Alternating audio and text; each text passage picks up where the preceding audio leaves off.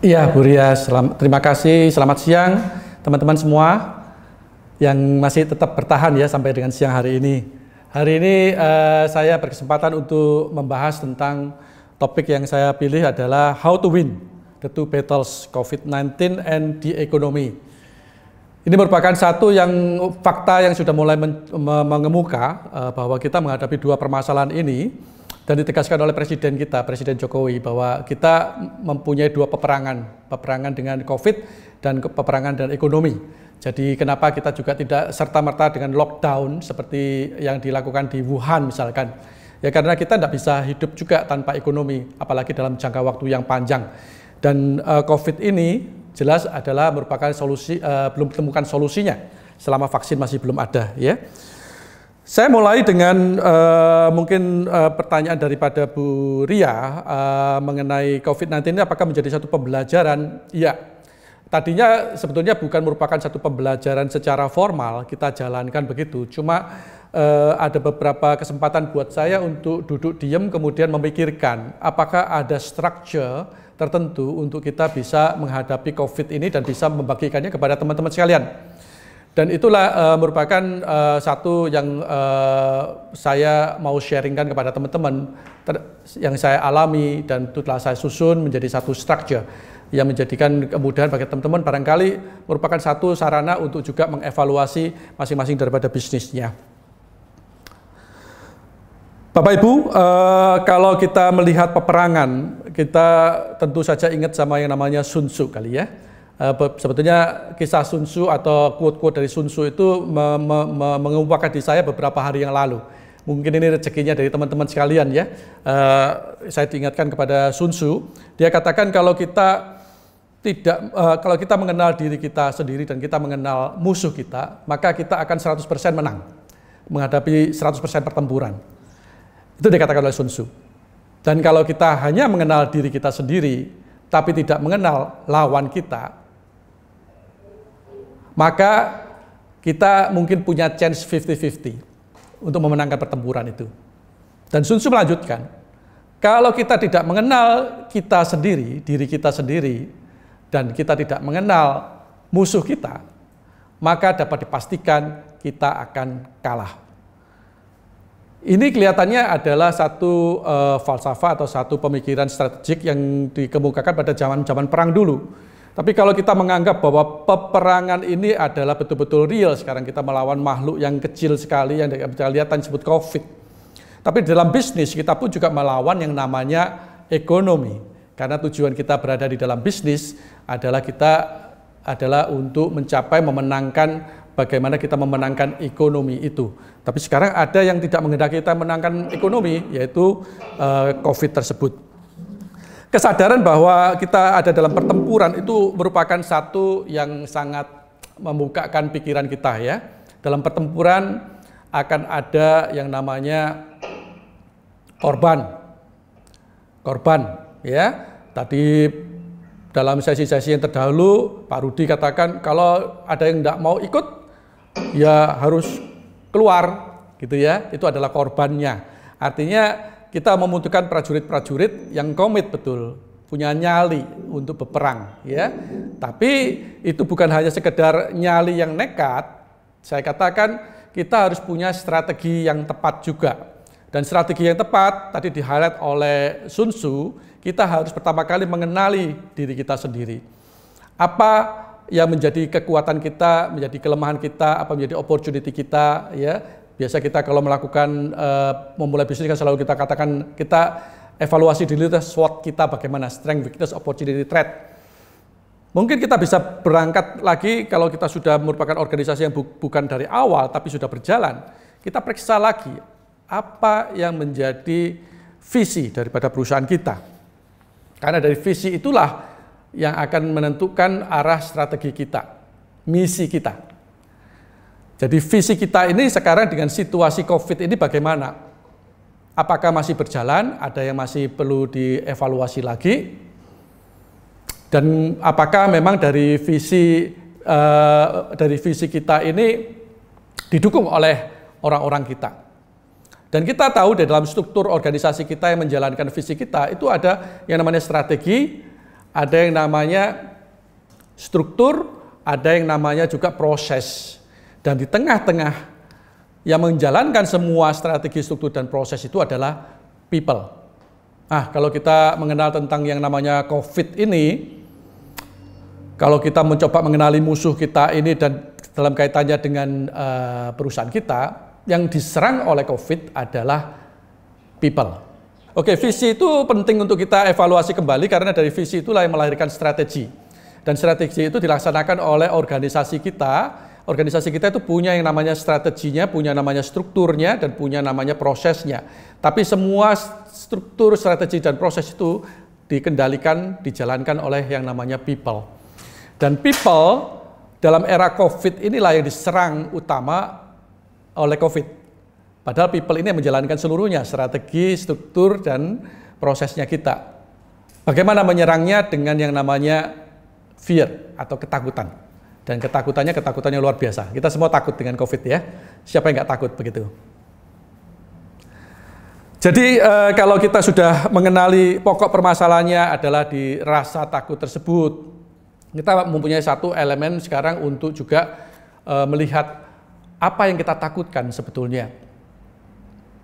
Karena kita harus memenangkan dulu hati daripada orang-orang kita dulu bahwa ini adalah satu yang terukur. Adalah sesuatu yang bukan mutlak kamu akan mati karena COVID. Kalau pasti mati kan nggak ada orang yang mau, betul ya? Kalau saya naik pesawat dan turun dari pesawat saya pasti kena COVID dan saya pasti mati, nggak ada orang yang naik pesawat. Saya yakin itu. Jadi ini menjadi asumsi-asumsi yang harus kita pelajarin dulu. Bagaimana kita mempelajarinya mengenai COVID? Ini sesuatu hal yang baru, tetapi perlahan-lahan terbukakan ternyata apa sifat daripada COVID itu, bagaimana dia sekarang menyerang banyakkan adalah usia lanjut, ya 45 tahun ke atas juga cukup punya berisiko, tapi angka kematian tertingginya 70-80 tahun dan sebagainya. Bahwa ini juga bisa diatasi dengan vaksin, bahwa bisa bermutasi, tapi mutasinya ternyata tidak terlalu berdampak dan sebagainya. Dan bagaimana cara-cara mengatasinya sekarang sudah mulai terbukakan juga bahwa cara lockdown itu juga ternyata bukan sesuatu yang baik dalam mengatasi COVID. Ada cara Swedia yang mereka menjalankannya dengan namanya herd immunity. Itu semua kita dapatkan dari mana? Kita dapatkan dari berita. Jadi strategi kita untuk mempelajari sesuatu yang kita nggak tahu adalah learn the news. Artinya bukan membaca berita, tapi mempelajari berita. Ya. Jadi kalau sudah kita tahu cara melawan kita COVID ini bagaimana karakternya, maka kita mempunyai banyak informasi di situ, termasuk juga pelajari yang flu Spanyol, pelajari film Contagion, sehingga kita lebih mengerti tentang musuh kita.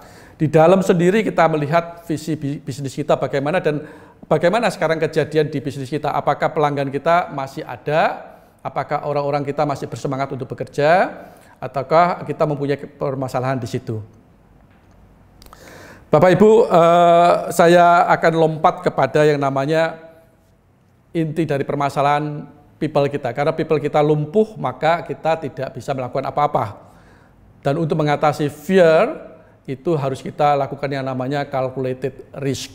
Karena corona ini adalah satu risiko, bagaimana kita bisa mengkalkulasi risiko sehingga kita bisa tahu, oh ya kita betul ada ancaman, tapi ancaman ini berapa, yang apakah betul-betul membahayakan.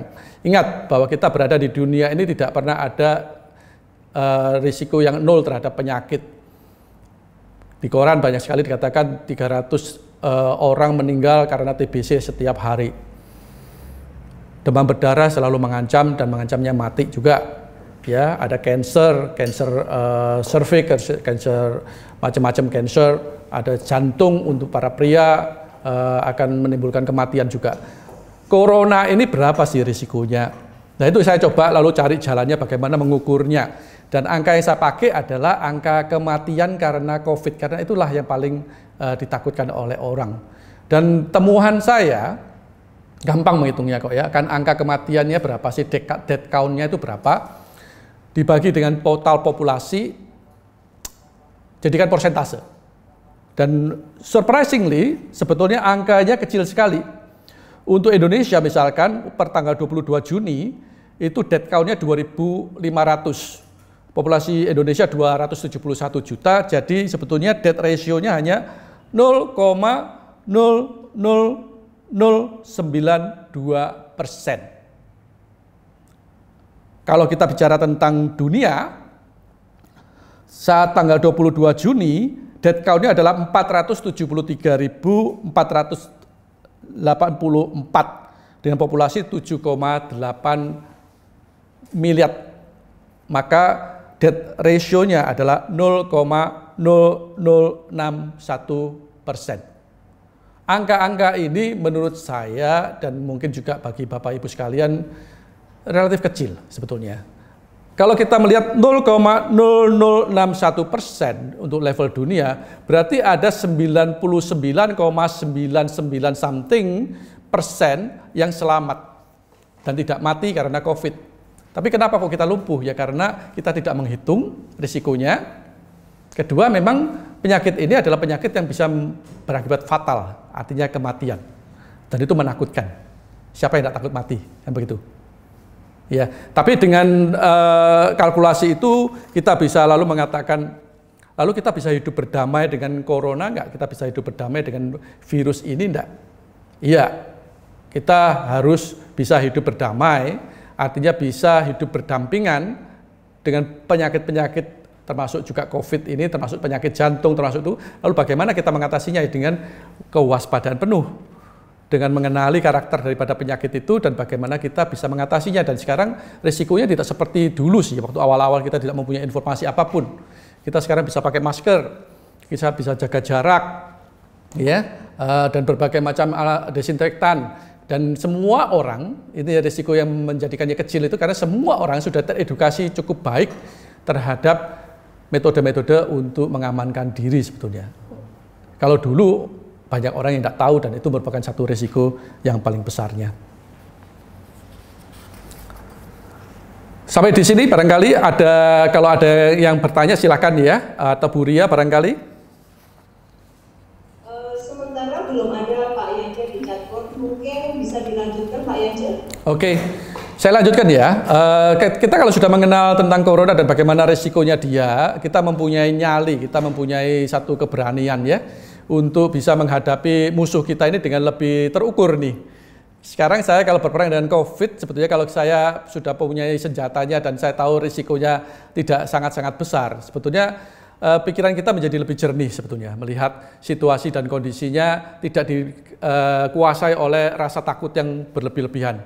Dan kita bisa mempunyai sekarang pikiran bahwa, oh ya, di berita itu ada namanya kita menghadapi badai yang sama, tetapi kita mungkin berbeda kapalnya kita dengan kapal orang lain begitu ya. Jadi tadi penting sekali untuk memeriksa perusahaan Anda sendiri bagaimana terhadap COVID ini. Tadi Pak Andi katakan airlines mempunyai satu situasi, Papa Chang dengan Madam Chang juga mempunyai satu situasi yang berbeda. Saya di Biru juga mempunyai satu situasi yang berbeda. Kita punya 475 outlet dan di situ tersebar di seluruh Indonesia.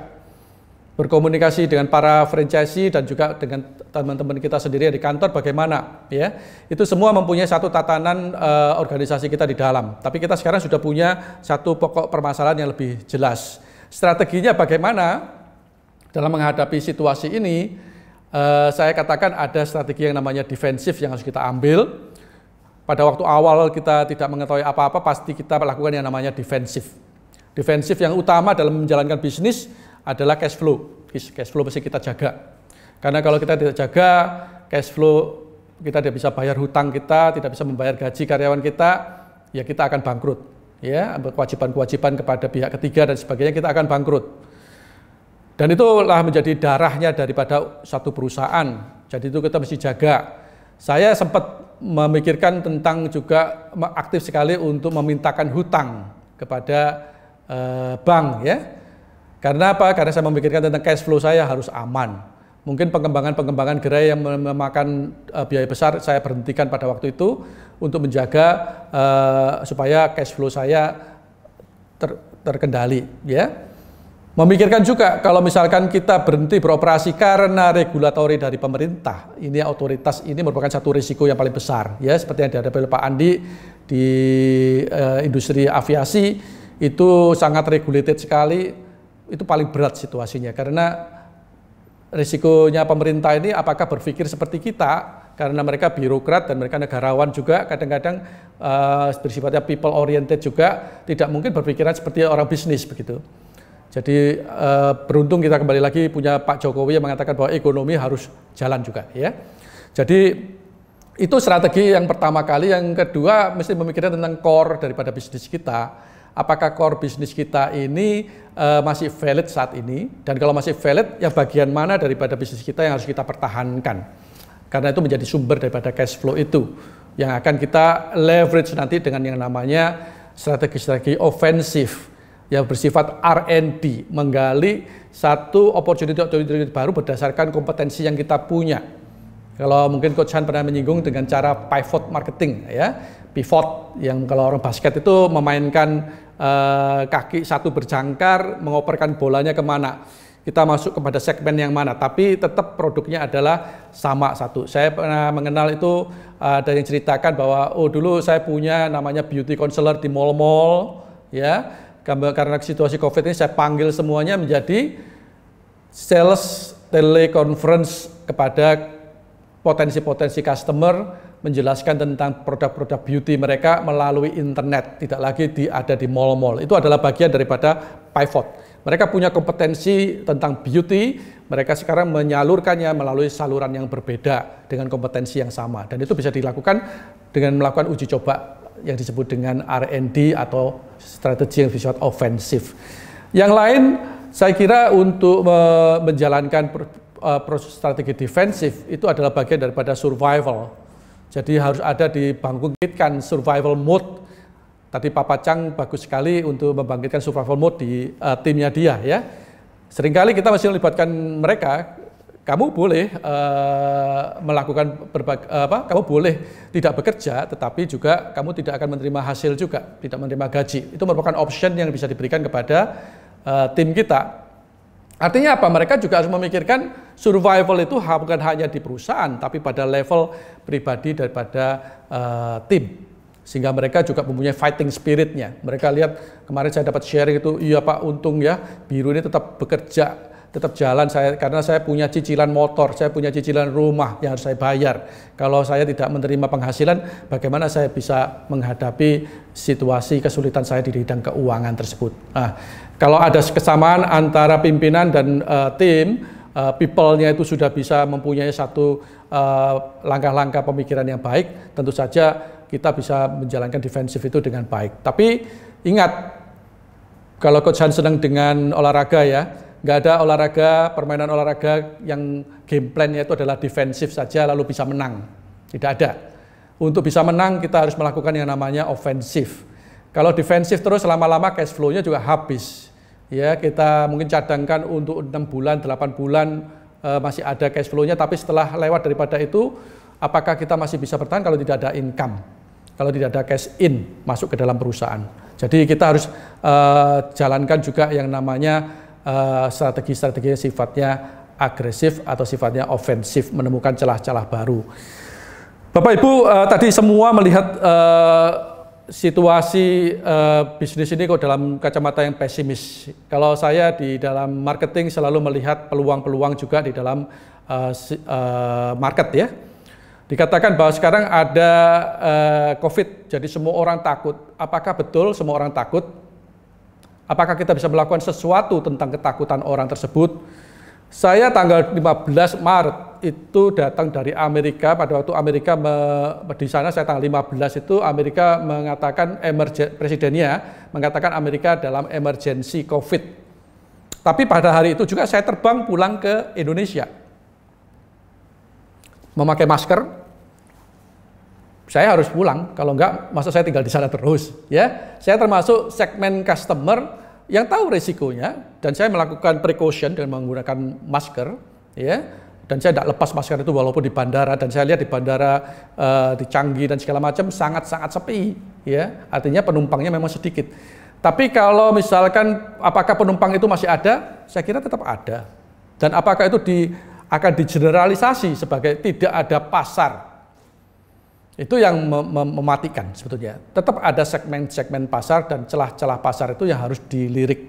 Memang akan muncul ke depannya ini katanya yang namanya pasar yang minimal touch atau dengan sentuhan yang minimal, itu akan membesar. Saya yakin itu. Dan kita memang bersiap-siap untuk mensasar channel yang melayani orang dengan keengganan untuk bersentuhan, ya. Tapi apakah segmen yang bersentuhan itu akan menghilang? Saya kira juga enggak. Coba kita lihat flu Spanyol tahun 1918 yang korbannya adalah 50 juta orang meninggal, kurang lebih 2,7% daripada penduduk dunia pada waktu itu. Tahun 1918. 100 tahun kemudian, 2018, apakah kita melihat jejak bekas daripada flu Spanyol tersebut?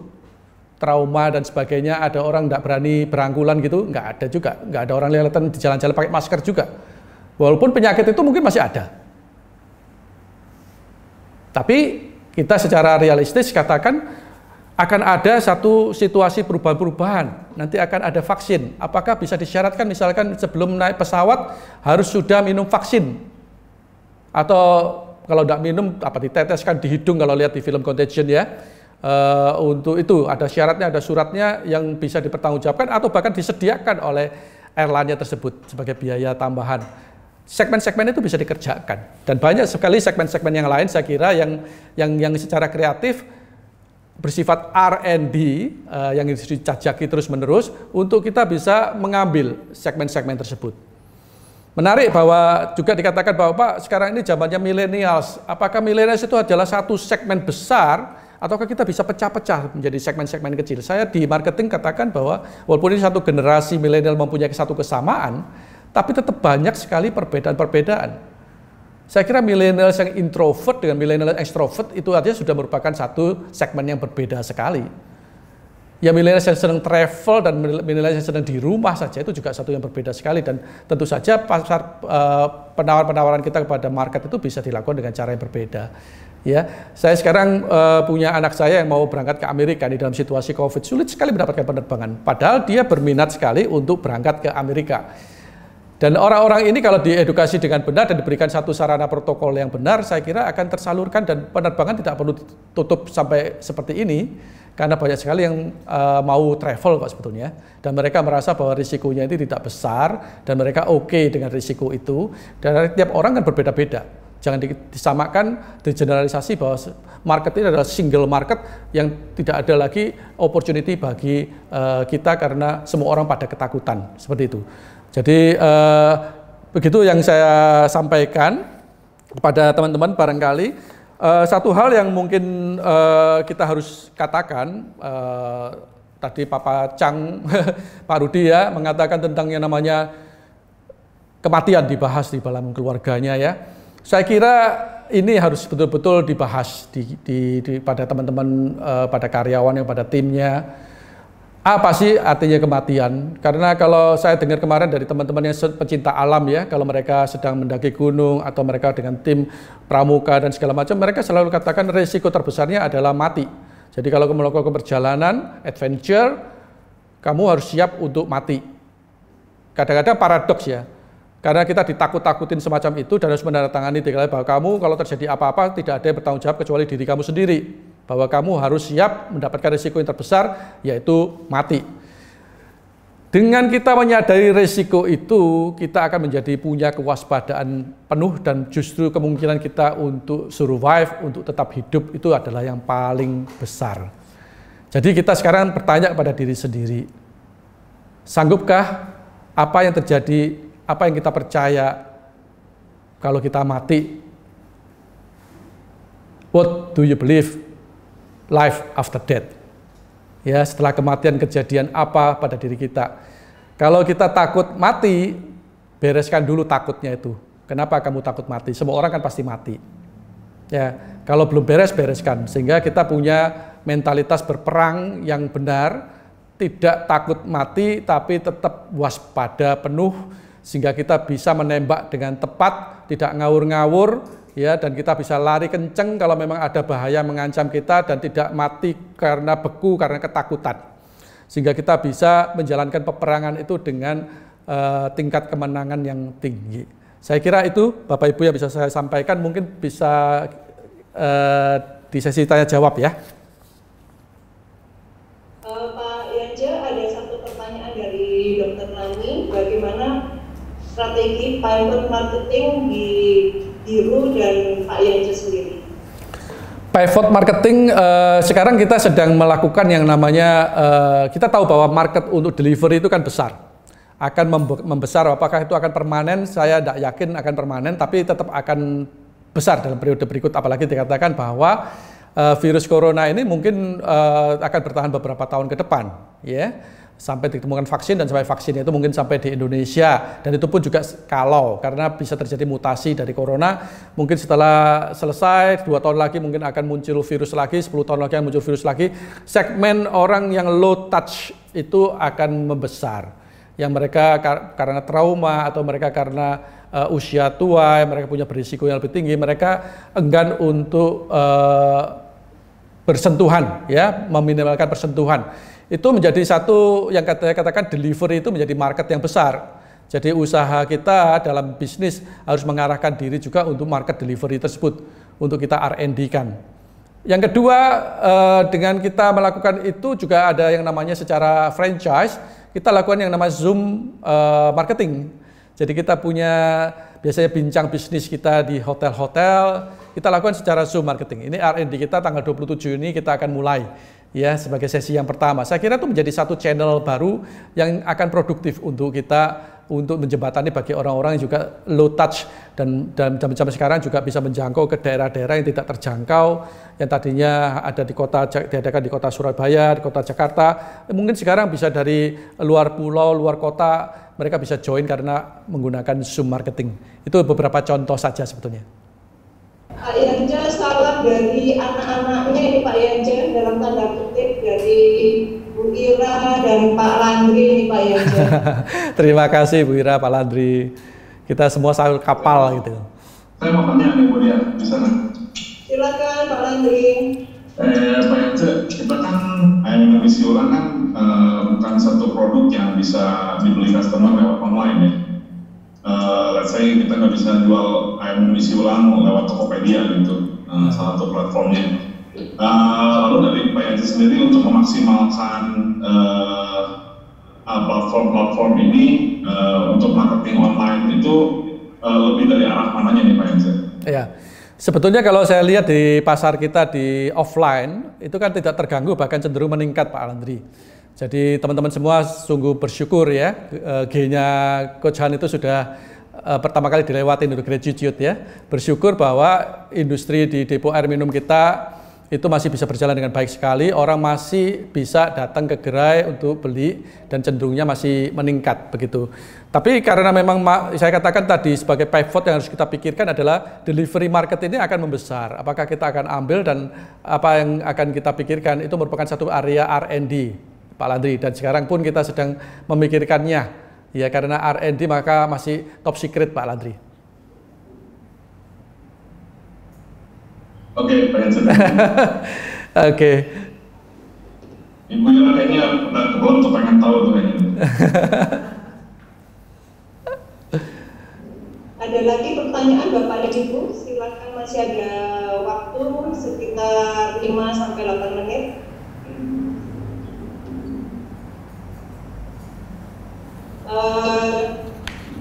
Kalau tidak ada, saya tadi setuju sekali dengan Pak Yance gitu ya. Jangan kita dikendalikan oleh fear, tapi lebih digerakkan oleh visi dan cita-cita kita gitu ya Pak Yance. Kemudian beberapa hal yang saya garis bawahi untuk mengendalikan fear dan agar kita tetap stay on top itu dengan learn the news, agar kita tetap up to date dengan berita-berita yang terkini. Kemudian calculating risiko ya Pak ya, mengkalkulasi risiko dengan pertimbangan-pertimbangan dan data yang benar. Yang terakhir, strategi defensif dan ofensif. Kita tidak akan pernah menjadi pemenang kalau kita tidak pernah ofensif. Iya. Nah, pertanyaan saya, bagaimana Pak Yance dan tim biru untuk bisa mengkalkulasi, oh, ini saatnya kita defense, ini saatnya kita offense?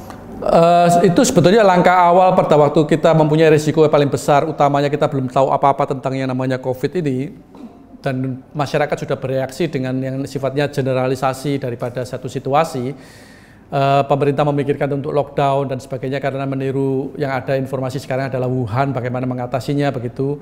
Sekarang kita punya informasi tambahan Swedia bagaimana mengatasinya dengan herd immunity, dan itu terbukti juga sama suksesnya dan lebih baik daripada lockdown. Dari kita sendiri itu defensif itu adalah naturally kita jalankan, tapi itu tidak akan bisa kita bertahan lama. Itu saya katakan tadi untuk menjaga cash flow kita, mempertahankan core business kita, dan buy time. Barangkali kalau kita bertahan cukup lama ada perubahan situasi enggak gitu. Tapi dengan berjalannya waktu kan kita tahu bahwa COVID ini akan stay with us, dan mungkin akan ada gelombang kedua, ada gelombang ketiga dan sebagainya. Tapi kita juga inginkan perusahaan kita stable ya, jangan sampai ada satu gejolak di dalam sendiri yang bukan karena musuhnya, tapi karena di dalam sendiri yang menyebabkan kita runtuh gitu. Dan orang itu harus bangkitkan yang namanya survival mode, bagaimana kita bersama-sama sebagai satu yang lebih kuat untuk kita stabil dan kita bisa survive bareng-bareng begitu. Memang selanjutnya harus ada strategi yang sifatnya ofensif, karena kita nggak bisa bertahan terus, ada jangka waktu tertentu untuk kita bisa bertahan, harus kita menyerang dengan bagaimana? Menyerang dengan cara kita menemukan pasar-pasar baru, celah-celah baru, menggunakan kemampuan kita saat ini yang saya katakan tadi dengan pivoting. Dan kita tahu ada market-market yang terbuka saat ini yang tadinya nggak terlalu besar, sekarang mungkin menjadi makin besar, yaitu low touch ekonomi atau pasar-pasar dengan sentuhan minimal itu. Itu yang kita harus terus pelajarin ya Bu. Memang perihal mengkalkulasi risiko ini adalah peran daripada orang bisnis.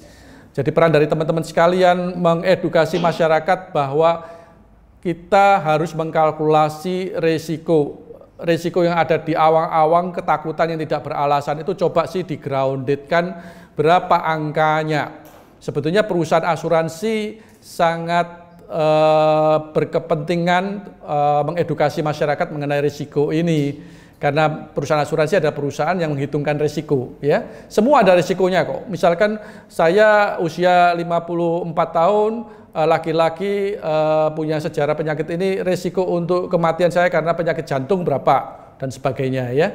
Dan mereka mau menerima saya sebagai nasabahnya mereka atau sebagai satu klien mereka, enggak menerima premi dari saya untuk kalau saya meninggal karena jantung, maka saya ada pertanggungannya enggak. Dan saya kira tidak ada pihak asuransi kesehatan maupun asuransi jiwa yang dalam kondisi COVID ini yang menolak atau tidak menerima pelanggan-pelanggan baru yang berkaitan dengan COVID. Mereka bisa mempertimbangkan dan risikonya memang tidak besar. Jadi buat mereka ini adalah calculated risk sebagai bisnis asuransi. Kita di dalam bisnis kita masing-masing juga harus mengkalkulasi itu. Saya tadi berikan gambaran besarnya untuk Indonesia, untuk dunia. Bapak Ibu bisa hitungkan untuk Surabaya, untuk Jakarta, untuk usia tertentu ya. Saya ambil contoh misalkan di Gerai Biru itu kebanyakan pekerjanya adalah anak-anak lulus SMA yang masih muda-muda. Itu risiko mereka meninggal karena COVID bisa dihitung kecil sekali. Jadi kalau kita mempunyai policy karena ketakutan lalu menutup outlet itu mengikuti apa yang terjadi di industri atau di kota Wuhan misalkan, maka kita akan kehilangan ekonomi besar sekali yang tidak sebanding dengan risiko yang kita sebetulnya hadapi. Kalau risikonya kecil sekali, kenapa kok kita mesti mengorbankan ekonomi yang berdampak dan jelas mempunyai risiko terhadap lebih besar kepada masyarakat lebih banyak.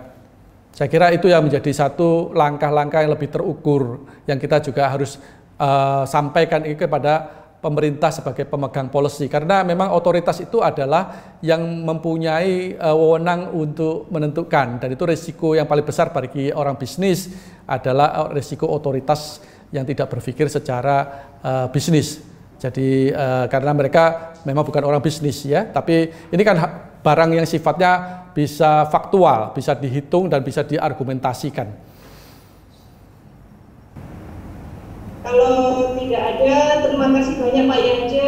materinya insightful, terstruktur, dan data-datanya sangat membantu. Terima kasih sekali lagi untuk Bapak dan Ibu yang tetap tune in bersama kita sampai sore hari ini. Harapannya mendapatkan banyak manfaat dari para speaker hebat yang telah memberikan sharing ilmunya kepada kita semua untuk melewati dan menyambut next normal bersama-sama. Tetap stay strong, stay healthy, stay on top. Saya kembalikan lagi ke MC-nya, Mbak Alisa. Salam the next level. Terima kasih semuanya.